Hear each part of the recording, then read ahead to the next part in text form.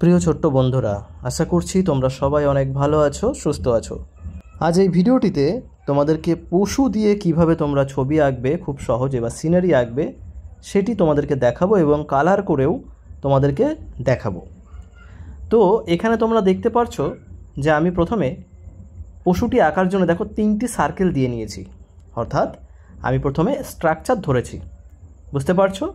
এবার দেখো এর উপর থেকে আমি কিভাবে পশুটি আঁকার চেষ্টা করছি। ঠিক এভাবেই তোমরাও যদি এটা করো তাহলে দেখবে কতটা সহজ হয়ে যাবে, হয়তো একটা কঠিন আঁকাও খুব ইজি হয়ে যাবে তোমাদের কাছে।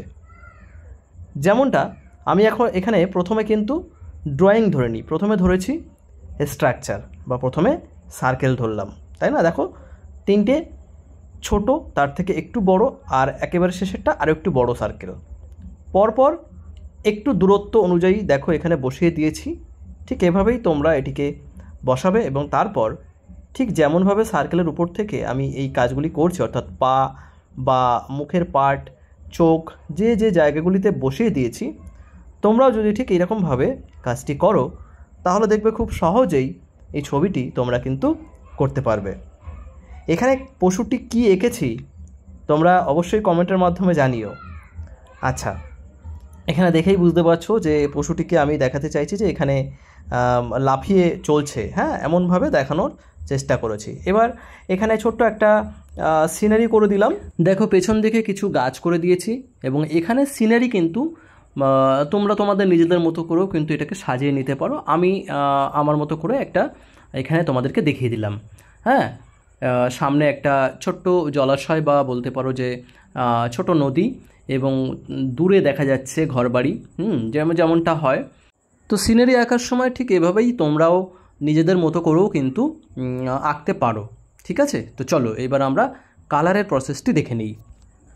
কালার করার জন্য আমি এখানে দেখো আকাশ থেকে শুরু করেছি। আকাশে এখানে দেখো আমি লাইট ব্লু কালার থেকে শুরু করেছি এবং নিচের দিকে কিছুটা ইয়েলো কালার দিয়েছি।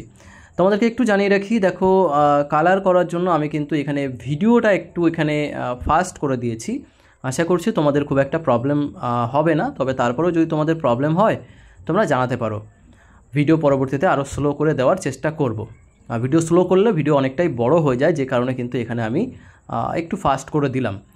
আচ্ছা, এবার দেখো এখানে যে পেছনে যে জঙ্গল দেখানোর চেষ্টা করলাম, এটা কিন্তু দেখো একটু ডিফারেন্ট। মানে নর্মালি তোমরা হয়তো ভাবতেই পারো যে এখানে তো সবুজ কালার হয়, তো কেন এখানে আমি ব্লু কালার ইউজ করেছি। দেখো জঙ্গলের কালার তুমি যখন দূরে দেখাচ্ছ এবং যদি কিছুটা শীতল এলাকা হয় তাহলে সেক্ষেত্রে তুমি কিন্তু কিছুটা ব্লু কালার কিন্তু তুমি ইউজ করতে পারো, বুঝতে পারছো? তো এখানে যেহেতু অনেকটা দূরে দেখানো হচ্ছে, তো সবুজ কালার বা তুমি ব্লু কালার কিছুটা হলেও ইউজ করতে পারো, কোনো সমস্যা নেই। দেখো গাছের ক্ষেত্রেও কিন্তু আমি কিছুটা ব্লু কালার ইউজ করেছি, বুঝতে পেরেছো?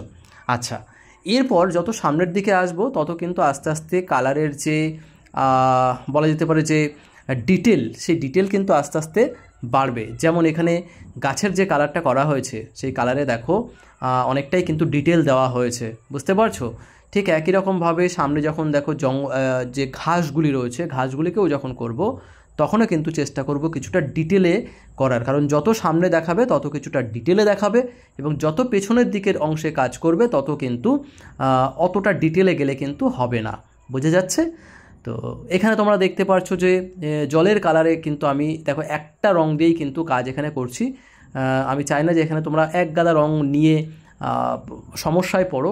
প্রথম দিকে তোমরা চেষ্টা করো একটা রং দিয়েই কালার করার, লাইট থেকে ডার্ক বা ডার্ক থেকে লাইটের দিকে গিয়ে, এবং কালার হয়ে গেলে এখানে একটু সাদা কালার দিয়ে ঠিক এইভাবে কালারটিকে তোমরা মিশিয়ে দিতে পারো। তাহলে দেখো মানে যে স্মুথ লেভেল সেটা কিন্তু আরও একটু ভালো দেখাবে, বুঝতে পেরেছো? দেখো এইভাবে কিন্তু দেখো জলের কালার আমরা শেষ করে দিলাম। এভাবেই স্টেপ ধরে ধরে আমাদের কিন্তু পেছন দিক থেকে সামনের দিকে আস্তে আস্তে আসতে হবে, বুঝতে পেরেছো? আমি যখন এখানে দেখো কালার করেছি, আমি দেখো একেবারে পেছন দিকের অংশে অর্থাৎ আকাশ ছিল সেই জায়গাটিতে কিন্তু আমি দেখো প্রথমে কালার করেছি।